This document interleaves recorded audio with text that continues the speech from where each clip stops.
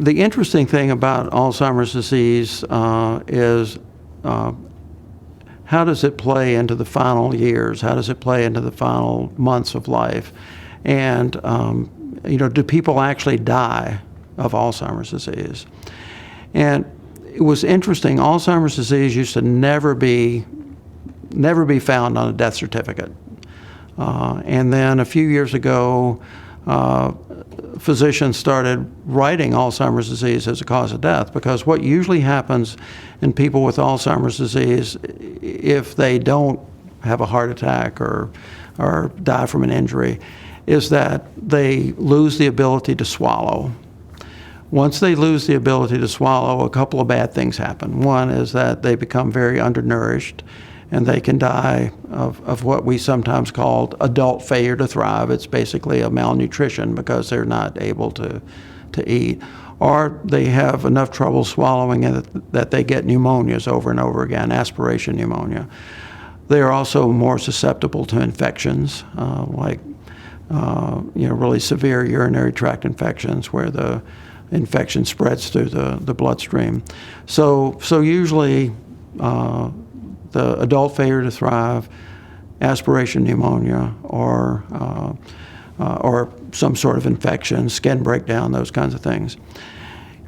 The interesting question that's always raised about that is that if a person's not able to swallow anymore, then why don't we just give them tube feedings? Why don't we put a tube through the skin into the stomach and feed them that way? Well, it's an important philosophical question, even a religious question for a lot of people. But what we know medically is, yes, we can make their nutritional values look better, but we don't change their cognition. We don't change the fact that they're becoming bedbound, that they often don't communicate at all with their family anymore, that their quality of life may not be what they want.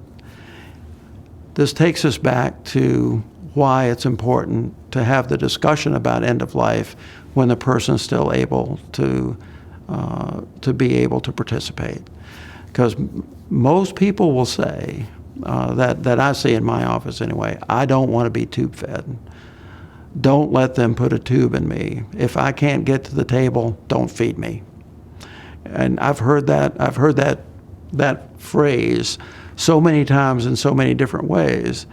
But it's very hard for a family to do that at the end. It's very hard for them to say, no, we're not going to do the tube feeding, in part because the whole social context of eating, of sharing a meal, of breaking bread, is such an integral part of our humanity that it's very hard to say no tube feeding. But it's artificial. And a lot of advanced care directives say, I don't want any artificial feeding.